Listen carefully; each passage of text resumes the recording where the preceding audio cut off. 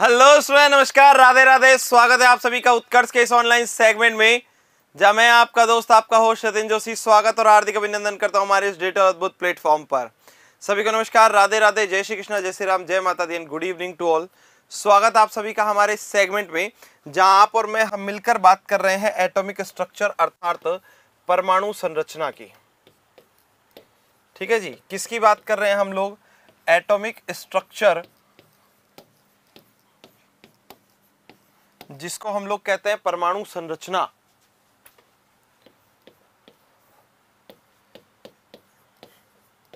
इस चैप्टर पर बात कर रहे हैं और लास्ट हम लोगों ने पावली का जो अपवर्जन नियम है उस पर बात की थी। किस नियम पर बात की थी? पावली के अपवर्जन नियम पर बात की थी। ठीक है, चलिए इसके बाद हुंड के अधिकतम बहुलकता के नियम पर बात करेंगे। चलो, पिछली क्लास के अंदर पावली का अपवर्जन नियम पढ़ चुके थे ना भाई? हाँ के ना बोल दो एक बार। हुंड का नियम पढ़ना है क्या? है ना? चलो, तो नेक्स्ट जो रूल है, जो भी नंबर है वो डाल दीजिएगा। हुंड का अधिकतम बहुलकता का नियम।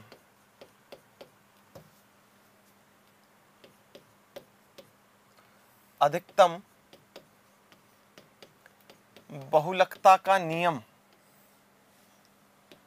किसका नियम? हुंड का अधिकतम बहुलकता का नियम।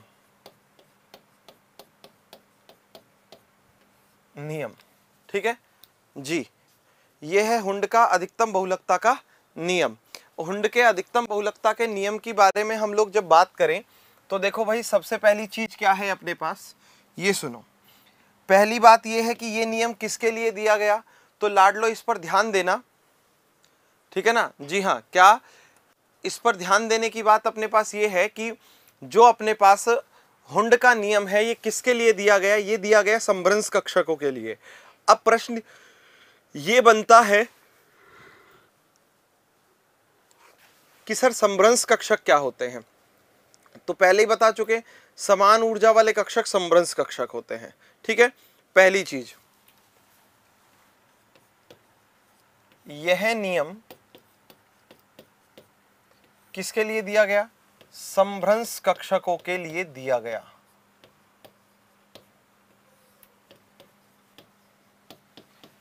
कक्षकों के लिए दिया गया। समभ्रंश कक्षक क्या होते हैं? ठीक है ना, ये मैंने आप लोगों को पहले ही बता रखा है। जब समान एनर्जी वाले कक्षक जो होते हैं उन्हें समभ्रंश कक्षक कहते हैं। इस नियम के अनुसार क्या होगा भाई साहब, ये ध्यान से सुनो। देखो, समभ्रंश कक्षकों की हम लोग अगर बात करते हैं तो जो हुंड का नियम है इसकी बात करते हैं तो इसमें क्या होता है? देखो, हुंड का नियम हमसे ये कहता है कि झुंड नहीं करना। वापस सुनो क्या कह रहे हैं। हुंड का नियम कहता है कि झुंड नहीं करना। कहने का तात्पर्य यह है कि किसी भी उपकोष के विभिन्न कक्षकों में इलेक्ट्रॉनों का जोड़ा, इलेक्ट्रॉनों का युग्मन तब तक नहीं होगा जब तक कि प्रत्येक कक्षक में एक एक अयुग्मित इलेक्ट्रॉन ना आ जाए। ठीक है ना? जी हां, पहले समान चक्रण वाले एक एक इलेक्ट्रॉन, फिर विपरीत चक्रण वाले दो दो इलेक्ट्रॉन भरे जाते हैं। क्या होगा?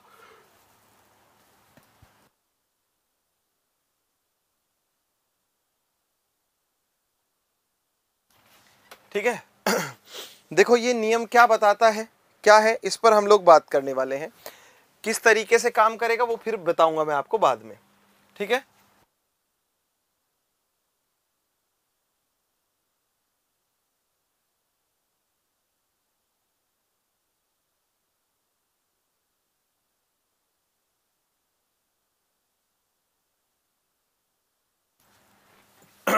देखो क्या कहता है ये नियम। इस नियम के अनुसार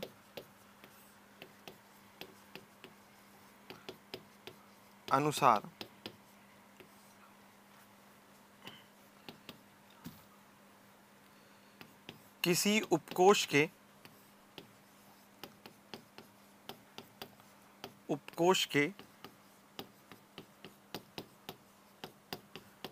विभिन्न, डिफरेंट जो है ना, किसी भी उपकोष की अगर हम लोग बात करते हैं, उसके विभिन्न कक्षकों में इलेक्ट्रॉनों का युग्मन तब तक नहीं होता, किसका? इलेक्ट्रॉनों का युग्मन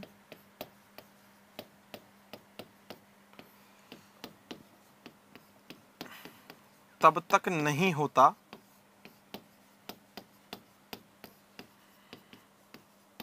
जब तक कि प्रत्येक कक्षक में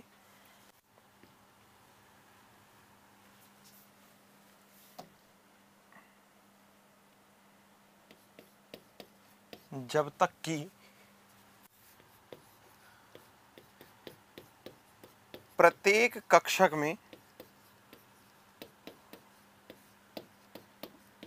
क्या नहीं हो जाए, एक एक अयुग्मित इलेक्ट्रॉन ना भर जाए, वो भी कैसा? समान चक्रण वाला। ठीक है ना? ठीक, जब तक कि प्रत्येक कक्षक में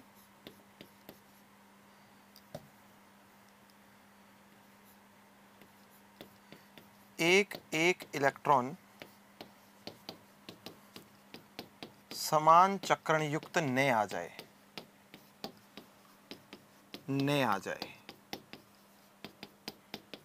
कहने का मतलब क्या है? कहने का मतलब एकदम साफ है भाई। क्या है वो सुनो, मैं बता देता हूं। कहने का मतलब ये है कि जैसे मान के चलो आपके पास दिया हुआ है 7 नंबर पर नाइट्रोजन, तो नाइट्रोजन का इलेक्ट्रॉनिक विन्यास होता है 1s2 2s2 और 2p3। देखो s के लिए ये कक्षक बन जाएगा एक, ये 2s का बन जाएगा, और p के पास कितने कक्षक होते हैं? 3। p के पास कितने कक्षक होते हैं? 3। ठीक है ना? 3 कक्षकों को हमने बना दिया। अब देखो ये 2s, सॉरी ये 1s, ये 2s और ये 2p। तो भाई साहब 1s में कितने इलेक्ट्रॉन हैं? बोलो जरा, 1s में कितने हैं? 2, 1 2 भर गए। ठीक है, 2s में कितने हैं? 1 2 भर गए। 2p3, p में 1 2 3। अब ये क्या है लाडलो? ये है पूरी तरीके से गलत। गलत क्यों है?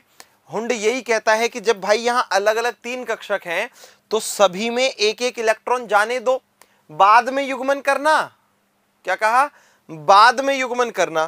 तो इसमें लाडलो फिर सही क्या होगा? ये वाला जो है वो बिल्कुल गलत है। तो सही क्या होगा?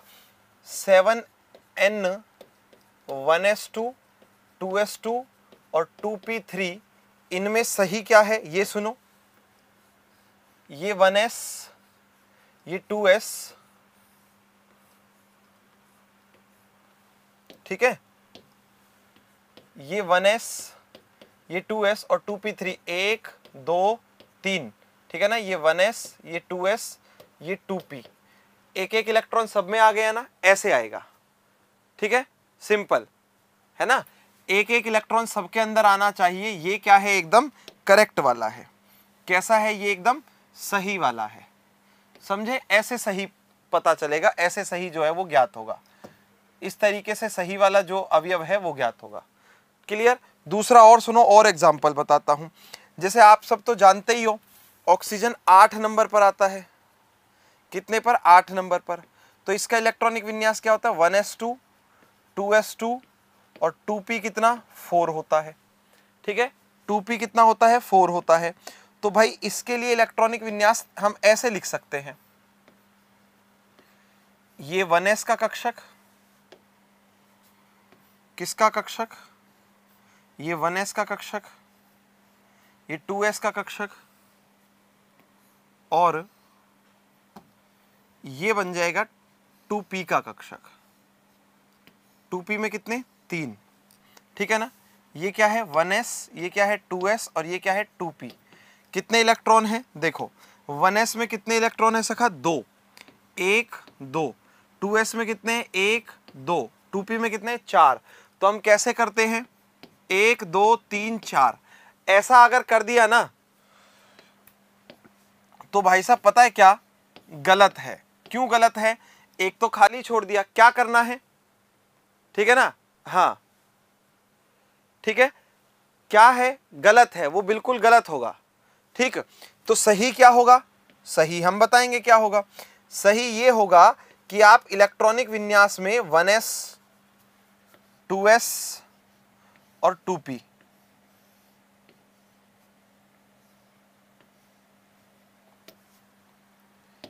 ठीक है, देखो ये 1s 2s और 2p, तो क्या करना है, 1 2 1 2, ये तो हो गए। हुंड कहता है झुंड नहीं करना। हुंड क्या कहता है? झुंड नहीं करना। तो भाई साहब तब क्या करेंगे हम? 4 इलेक्ट्रॉन के लिए 1 2 3, अब तीनों में एक एक आ गया ना। अब चौथे की बात करते हो तो जाकर चौथे नंबर पर 1 इलेक्ट्रॉन लगा दो। अब युग्मन शुरू हो जाएगा। क्या शुरू हो जाएगा? युग्मन शुरू हो जाएगा। ये बताया है किसने? जी हां, ये बताया है स्पष्ट रूप से हुंड ने। किसने? हुंड ने। हुंड के नियम की और बातें सुनो। देखो भाई, हुंड का नियम जो है वो एस कक्षक पर लागू नहीं होता। क्यों? क्योंकि एस के पास एक ही कक्षक है। एस उपकोष पर लागू नहीं होता क्योंकि एस के पास एक ही कक्षक है। ऊर्जा वाली और चीजें हैं ही नहीं। मनदीप वो भी सिखाऊंगा, हालांकि मैंने आपको पहले से, ठीक है, जो विन्यास है वो भी मैंने आप लोगों को बताया है। एक बार नियम पूरे हो जाए फिर विन्यास बताऊंगा मैं आप लोगों को कैसे भरते हैं, ठीक है। हाँ, विन्यास भी बताऊंगा, ठीक है। चलिए आदित्य, आप कह रहे हो सर 118 पर कौन सा तत्व है? 118 पर जो तत्व है उसका नाम है अनऑक्टियम, ठीक है। बस चलो अब वापस से आगे की बात सुनो। ये नियम जो है वो एस कक्षकों पर लागू होता ही नहीं है। क्यों? क्योंकि एस कक्षक के पास एक ही है, एस उपकोष के पास एक ही कक्षक है, ठीक है। एस पर लागू नहीं होने का मतलब 1s 2 पर लागू नहीं होगा, 2s 2 पर लागू नहीं होगा, और बोरोन पर भी इसलिए लागू नहीं होता है, ठीक है ना। बोरोन पर इसलिए लागू नहीं होता क्योंकि उसमें p के पास एक ही इलेक्ट्रॉन है, तो युग्मन की बात ही नहीं आएगी, ठीक है। तो पहला तत्व कार्बन है जिस पर ये नियम जो है वो लागू होता है। सिंपल सी बात है, ठीक।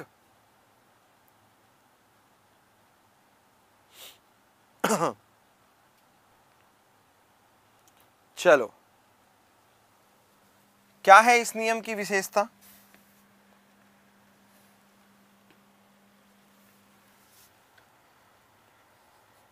बोर के नियम में बात कर रहे हैं, ठीक है। चलिए, अपनी मर्जी से लगा सकते हैं क्या? घातें अपनी मर्जी से नहीं लगती भाई। कैसे लगा दोगे अपनी मर्जी से घातें? मैंने आपको बताया ना, एस में अधिकतम 2 इलेक्ट्रॉन आते हैं, पी में अधिकतम 6 इलेक्ट्रॉन आते हैं, डी में अधिकतम 10 आते हैं, एफ में अधिकतम 14 आते हैं। कल लिखवाया था, कल लिखवाया था ना। फिर भी कह रहे हो घाते अपनी मर्जी से लगा सकते हैं क्या? नहीं लगा सकते, ठीक है ना। चलो हेमराज, पहली बात ये सुनो, एफ ब्लॉक की संरचना जब हम लोगों ने, मतलब वैज्ञानिकों ने जब देखी किससे? माइक्रोस्कोप की सहायता से, तो पता चला कि जटिल है।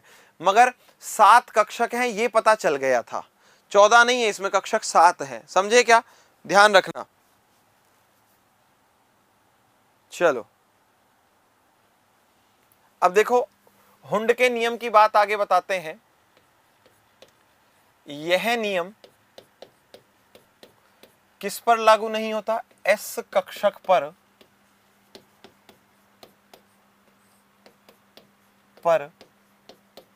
लागू नहीं होता, मतलब काम नहीं करता है। अब प्रश्न ये है सर क्यों? ठीक है ना, ठीक है, क्यों? क्योंकि इसमें केवल एक ही कक्षक होता है, क्योंकि एस में क्या? एक ही कक्षक होता है, ठीक है ना जी।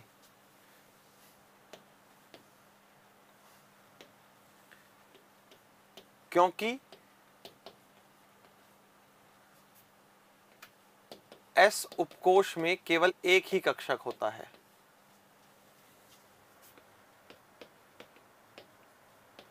केवल एक ही कक्षक होता है,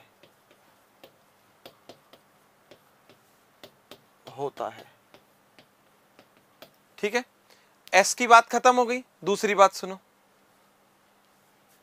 एस की बात खत्म हो गई, दूसरी बात सुनो। दूसरी बात यह है कि यह नियम और कहां लागू नहीं होता, s की बात तो खत्म कर दी। तो यह नियम जो है जब p में घात 1 आएगी, p में केवल 1 इलेक्ट्रॉन होगा p1, d में केवल 1 इलेक्ट्रॉन आएगा d1 और f में केवल 1 इलेक्ट्रॉन आएगा f1, विन्यास वाले तत्वों पर भी लागू नहीं होता, विन्यास वाले तत्वों पर भी लागू नहीं होता, तत्वों पर लागू नहीं होता। क्यों नहीं होता है उसका कारण सुनिएगा। क्योंकि जब इनमें नियम की बात करते हैं तो हम ये कहते हैं कि उपकोष में विभिन्न कक्षकों का युग्मन, युग्मन मतलब जोड़ा, ठीक है ना, जी हां जोड़ा, ठीक है। अब भाई सिंपल सी बात है, ठीक, जोड़ा, जोड़े के लिए कम से कम कितने इलेक्ट्रॉन चाहिए, 2, जोड़े के लिए कितने इलेक्ट्रॉन चाहिए लाडलो, 2, और यहां कितने हैं, सब में 1 1 1 है यार, सब में कितने हैं, 1 1 1 है यार, ठीक है ना, जी हां, क्योंकि कक्षकों में भरने वाले इलेक्ट्रॉनों की संख्या भी कितनी होनी चाहिए, 1 से ज्यादा होनी चाहिए, क्योंकि कक्षकों में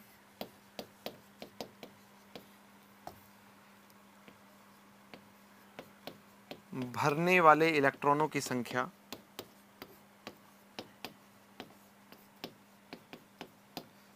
कितनी होनी चाहिए, 1 से अधिक होनी चाहिए, अधिक होनी चाहिए।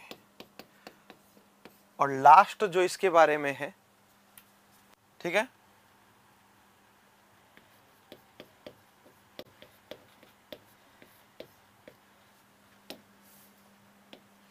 तीसरे नंबर पर इसके बारे में मैं आपको बता देता हूं कि ना तो ये हाइड्रोजन पर लागू होता है क्योंकि उसका विन्यास s कक्षक का है, ना हीलियम पर क्योंकि वो भी s कक्षक का है, ना लिथियम पर क्योंकि वो भी s कक्षक का है, ना बेरिलियम पर क्योंकि वो भी s कक्षक का है, ना बोरोन पर क्योंकि बोरोन में इलेक्ट्रॉनिक विन्यास p1 होता है, ठीक है ना, क्या होता है, p1।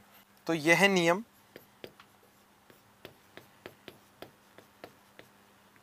किसमें,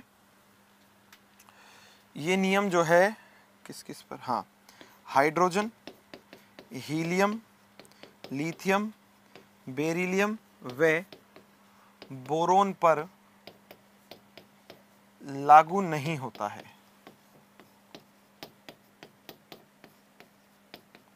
तथा कार्बन प्रथम तत्व है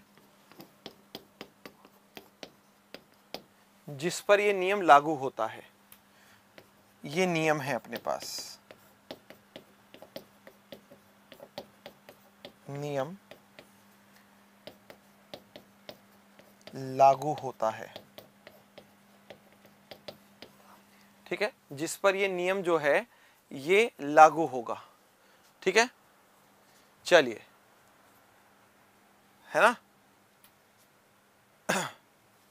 सिंपल सी बात है, इस नियम के बारे में ये सारी चीजें हैं। इसके बाद अगला नियम जो है वो आता है N+L का नियम, जिसे हम लोग बोर-बरी का नियम कहते हैं।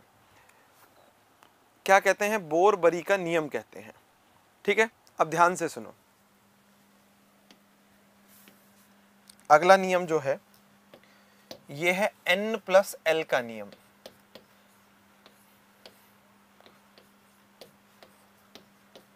नियम अब समझने की बात यह है कि सभी को यह पता होना चाहिए कि यहां N क्या है और L क्या है। सबसे पहली इंपॉर्टेंट बात तो यही है कि सबको यह पता होना चाहिए कि N क्या है और L क्या है।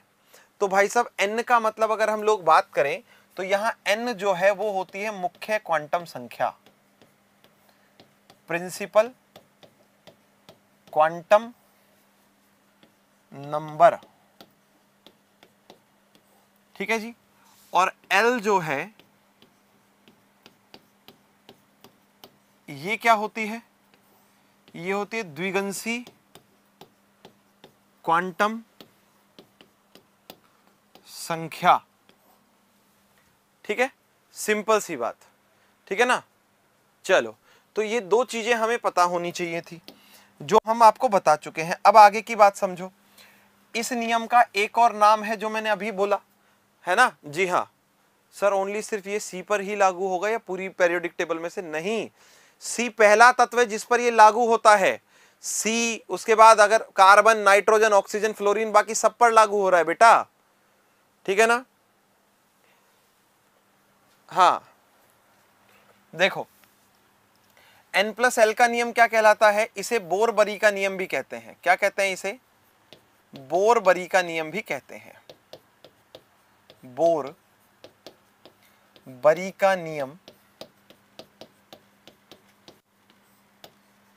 भी कहते हैं। क्या कहते हो इसको? बोर-बरी का नियम भी कहते हैं। अब ये कक्षकों में क्या बताता है? ये कहता है कि इलेक्ट्रॉन पहले उस कक्षक में प्रवेश करेगा लाडलो जिसके लिए N+L का मान कम हो, मतलब मुख्य क्वांटम संख्या और द्विगंशी क्वांटम संख्या का मान कम होता है, उसमें प्रवेश करता है। सिंपल सी बात है, ठीक है।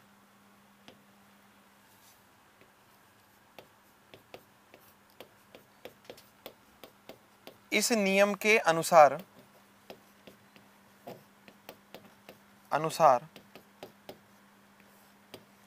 इलेक्ट्रॉन पहले उस कक्षक में प्रवेश करता है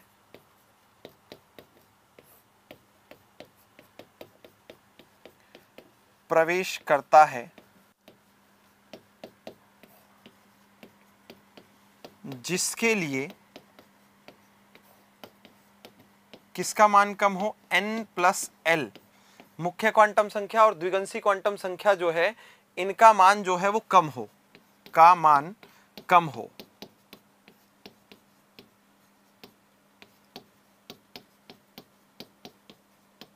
ठीक है, बोर और बरी दोनों वैज्ञानिक हैं, इंसान है, मतलब थे, अब तो है ही नहीं। ठीक, जैसे एग्जाम्पल के तौर पर बात करें, देखो एक है 1s कक्षक और एक है 2s कक्षक। तो भाई मुझे बताओ इसके लिए n का मान क्या हो जाएगा? n का मान तो हो जाएगा 1 और l का मान s कक्षक के लिए पहले ही बता रखा है, ठीक है ना। पुराना नहीं पढ़ा तो दिक्कत आएगी, पुराना पढ़ के आना पड़ेगा। l का मान s कक्षक के लिए कितना होता है? 0। n का मान, अब कुछ लोग कहेंगे 1 कैसे आया? क्योंकि s के आगे 1 लगा हुआ है, इसका मतलब यहां n का मान कितना हो जाएगा? 2। और s कक्षक के लिए l का मान कितना? 0। यहां N+L बराबर कितना हो जाएगा? 1। यहां N+L बराबर कितना हो जाएगा? 2। होगा या नहीं होगा? अब खुद बताओ, इलेक्ट्रॉन पहले कौन से कक्षक में प्रवेश करेगा? 1s कक्षक में प्रवेश करेगा। इसमें अगर हम लोग बात करें, इस सिचुएशन के अंदर अगर हम लोग बात करें तो इस सिचुएशन में इलेक्ट्रॉन जो है वो कहां प्रवेश करता है? यहां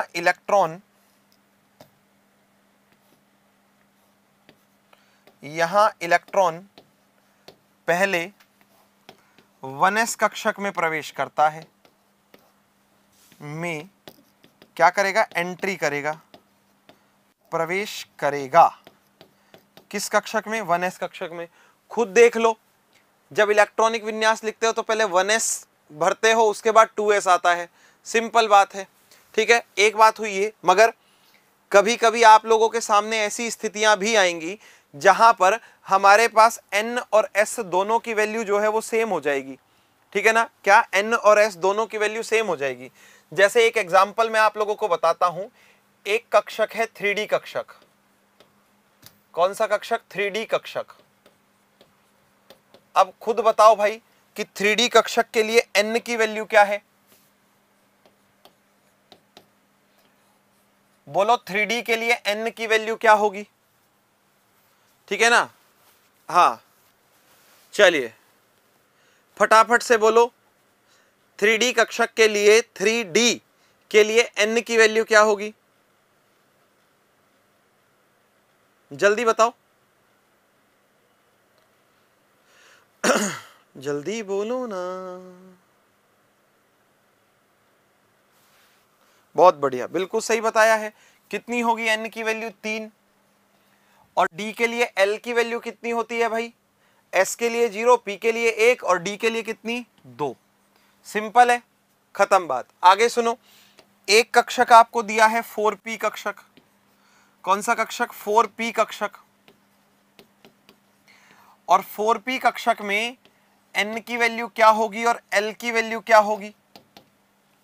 4p के लिए n की वैल्यू तो हो जाएगी कितनी 4 और l की वैल्यू कितनी हो जाएगी 1 होगी ना। अब भाई आप खुद बताओ कि इन कक्षकों में यहां पर n प्लस l बराबर क्या होगा,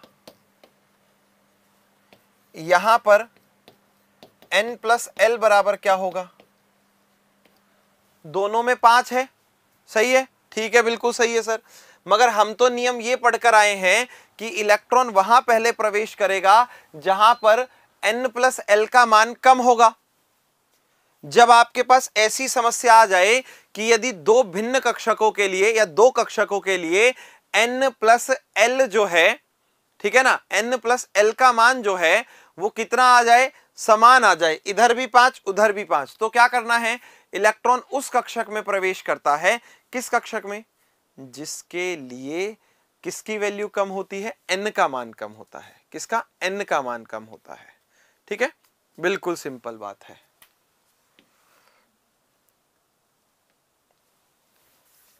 यदि दो कक्षकों के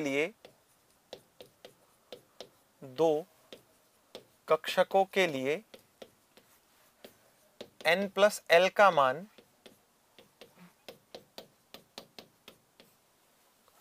समान हो तो इलेक्ट्रॉन पहले उस कक्षक में प्रवेश करता है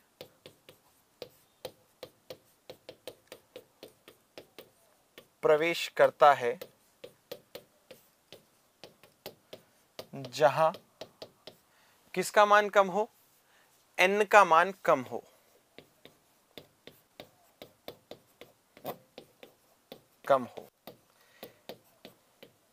ठीक है, इसलिए आप लोग ये बता रहे हो कि सर 3D कक्षक के लिए अगर वैल्यू जो है वो n प्लस l का मान 5 आ रहा है और सर 4p कक्षक के लिए भी n प्लस l का मान जो है वो 5 आ रहा है, तो इनमें से पहले इलेक्ट्रॉन किस कक्षक में प्रवेश करेगा, इन दोनों में से अगर हम लोग बात करते हैं,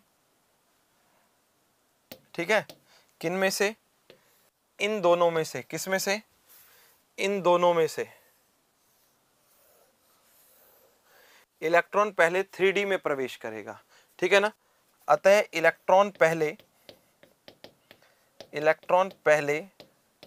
किस में प्रवेश करेगा, 3D कक्षक में प्रवेश करता है, कक्षक में प्रवेश करता है।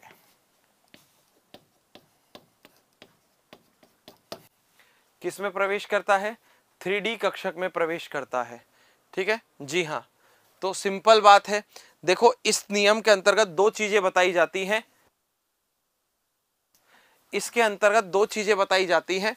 क्या क्या चीजें बताई जाती हैं लाडलो, पहली चीज तो देखो आपको क्या बताई जाती है, ये सुनो कि इलेक्ट्रॉन पहले उस कक्षक में प्रवेश करता है, बताएंगे प्रियंका, अभी बताता हूं। इलेक्ट्रॉन पहले उस कक्षक में प्रवेश करता है जिसके लिए n प्लस l का मान कम हो। यदि दो कक्षकों के लिए n प्लस l का मान समान है तो इलेक्ट्रॉन वहां जाएगा जिसके लिए किसकी वैल्यू कम होगी, n का मान कम होगा, बस।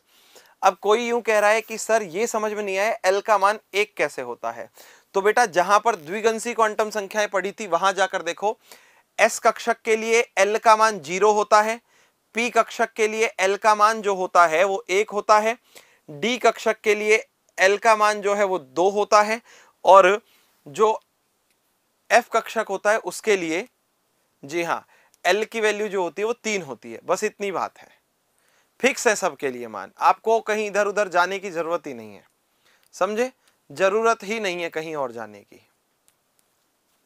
ठीक, चलो इसके बाद अंतिम नियम जो है उस पर बात करते हैं। ठीक है, अंतिम नियम जो है उस पर बात करते हैं। हाँ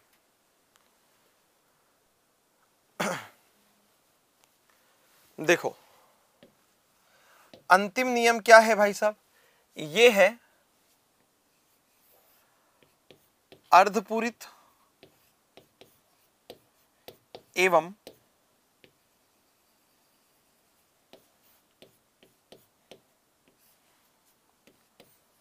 पूर्णपूरित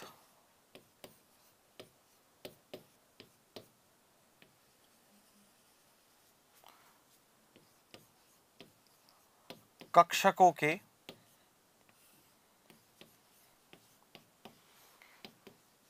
स्थायित्व का नियम।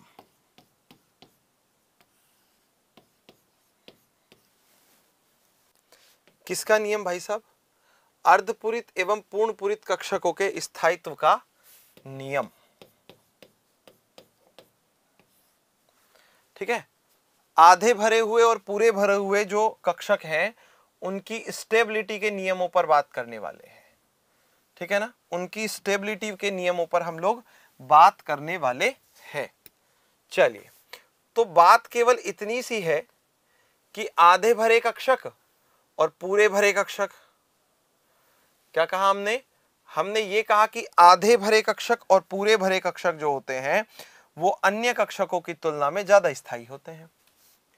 वापस से सुन लो, आधे भरे कक्षक, ठीक है ना जी हाँ, चलिए हाँ ठीक है, सिंपल। देखो, आधे भरे कक्षक और पूरे भरे कक्षक अन्य कक्षकों की तुलना में ज्यादा स्थायी होते हैं। अब आप कहोगे सर ऐसा क्यों है? क्योंकि भाई उनके अंदर ऊर्जा का मान जो होता है वो घट जाता है, कम हो जाता है, इसलिए ऐसा होता है। इलेक्ट्रॉनों का इधर उधर जाना बंद हो जाता है, इसलिए ऐसा होता है। ठीक है, अब आधे भरे कक्षकों का मतलब क्या है भाई साहब? और सर पूरे भरे कक्षकों का मतलब क्या है? तो भाई आधे भरे कक्षकों का मतलब है कि जैसे पी के अंदर टोटल 6 इलेक्ट्रॉन आते हैं। क्या? टोटल 6 इलेक्ट्रॉन आते हैं। तो पी के अंदर जो है जब 6 इलेक्ट्रॉन आते हैं तो आधे भरे का मतलब क्या हो गया? 3 इलेक्ट्रॉन। डी के अंदर 10 इलेक्ट्रॉन आते हैं तो डी कक्षकों के अंदर 5 इलेक्ट्रॉन, और एफ के अंदर 14 इलेक्ट्रॉन आते हैं तो एफ कक्षकों के अंदर 7 इलेक्ट्रॉन। ये अर्धपूरित है। ठीक है, वापस से समझो, क्या कहा? एक विन्यास बताया लाडलो मैंने, कैसा? अर्धपूरित। कैसा विन्यास बताया? अर्धपूरित विन्यास। अब भाई साहब अर्धपूरित विन्यास में क्या होगा? पी में 6 में से 3, डी में 10 में से 5 और एफ में 14 में से 7 तथा दूसरा सुनो, दूसरा क्या है आप लोगों के पास?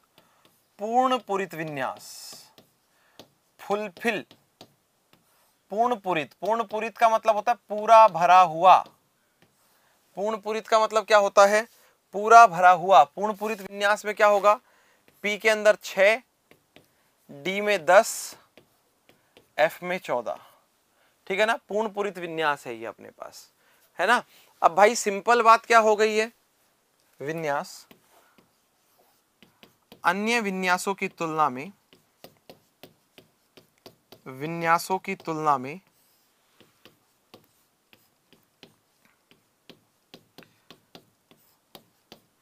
कैसे होते हैं?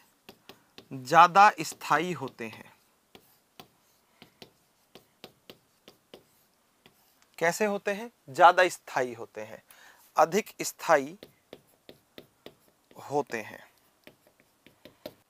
कैसे हैं? मोर स्टेबल है, ज्यादा स्थायी है। सिंपल बात है ये अपने पास।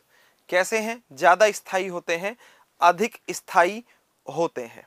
ठीक है ना जी हाँ। चलिए, अब देखो इनमें अगर हम लोग बात करें तो इसके मैं आपको दो जो चीजें हैं वो बता देता हूं। इनमें क्या होता है जब ऊर्जाएं बराबर हो जाती हैं? क्या दो चीजें बता रहा हूं। पहली चीज, जब दो कक्षकों की ऊर्जाएं लगभग बराबर हो जाती हैं,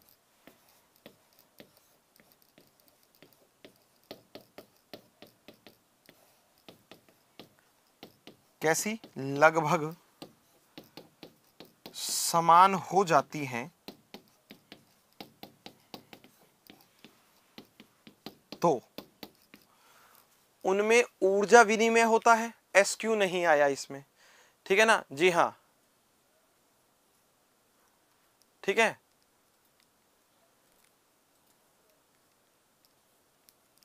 ठीक है। देखो SQ नहीं आया इसमें क्योंकि S जो है वो एक ही कक्षक होता है S के पास। अब वो आधा भरा हो, पूरा भरा हो, स्थाई तो स्थाई है, एक ही तो कक्षक है उसमें, इसलिए नहीं आया S, ठीक है। विन्यास को इंग्लिश में कॉन्फ़िगरेशन कहते हैं भाई, ठीक। जब दो कक्षकों की ऊर्जाएं लगभग समान हो जाती हैं तो उनमें ऊर्जा विनिमय, ऊर्जा विनिमय का मतलब है ऊर्जा का आदान प्रदान, एक्सचेंज होना, तथा इलेक्ट्रॉन विनिमय संभव है, संभव है, ठीक है, जी हाँ, क्या, इलेक्ट्रॉन विनिमय जो है वो संभव है, ठीक। जो अगर हम लोग बात कर रहे हैं यहां पर, देखो कैसे, जैसे जैसे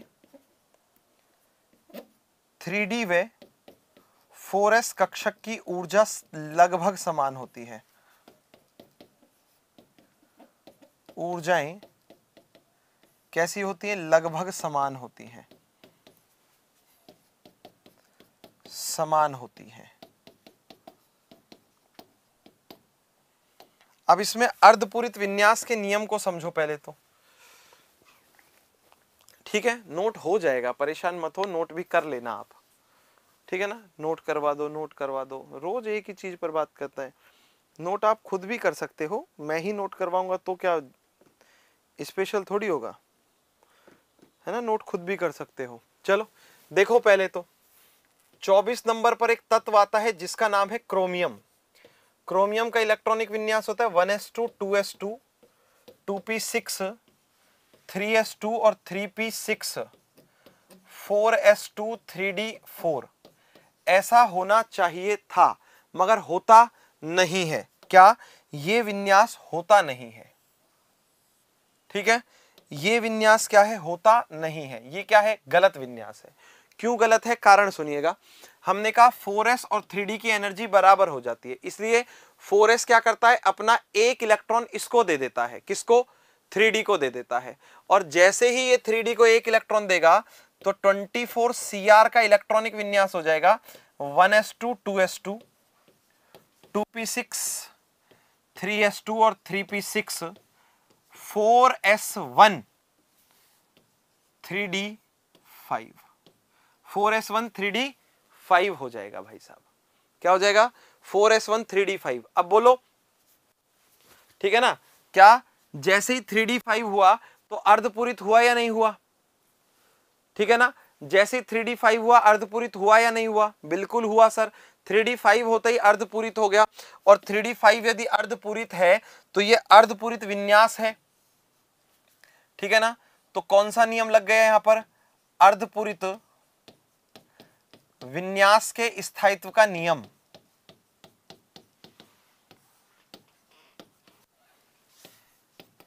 स्थायित्व का नियम।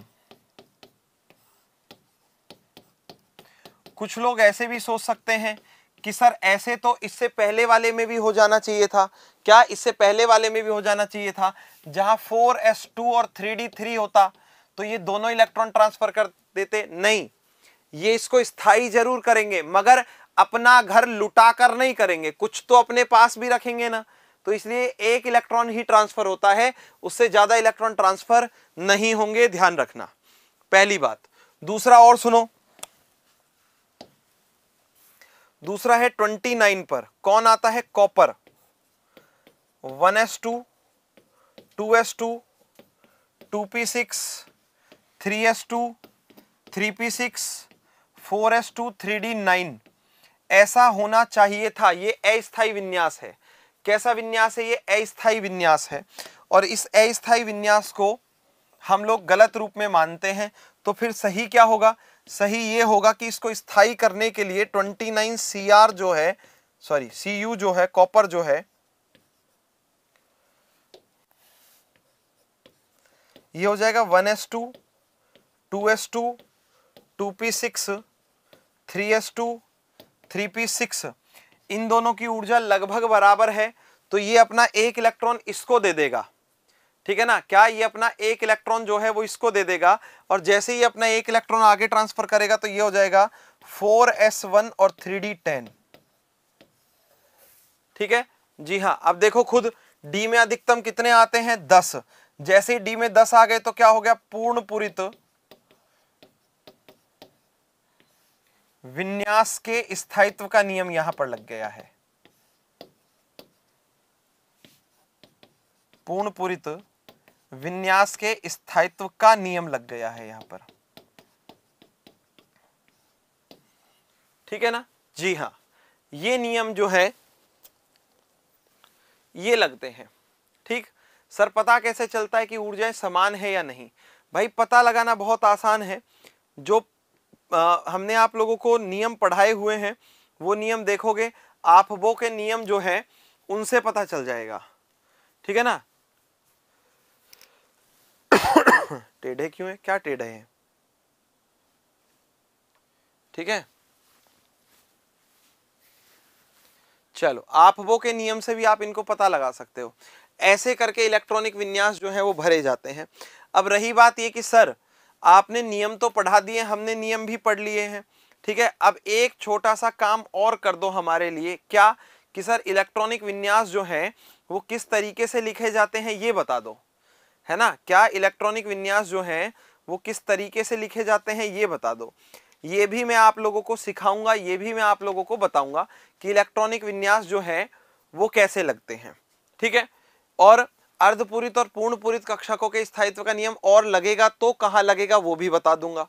ठीक है जी हाँ, वो भी बता दूंगा। ठीक, बिल्कुल। तो चिंता नहीं करनी है अपने को, है ना?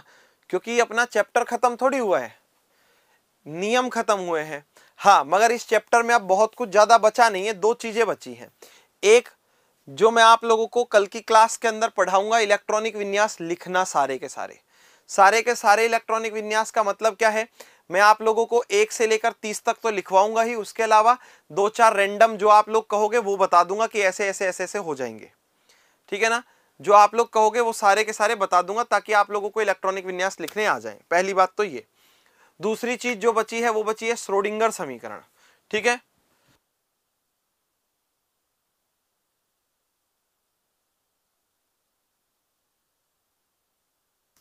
दूसरी जो बची है वो क्या बची है? श्रोडिंगर समीकरण। तो भाई साहब श्रोडिंगर समीकरण भी मैं आप लोगों को पढ़ाऊंगा। हालांकि श्रोडिंगर समीकरण छोटा सा टॉपिक है, उसमें अपने सिलेबस के हिसाब से बहुत कुछ ज्यादा नहीं है, बिल्कुल छोटा सा टॉपिक है। ठीक है ना? जी हाँ, सिंपल। हाँ पंकज यादव, कोई परेशानी नहीं होगी। ठीक है ना? कह रहे सर दोनों में अंतर क्या है? दिख रहा है यहाँ 4 है, यहाँ 2 है, यहाँ 5 है, यहाँ 1 है।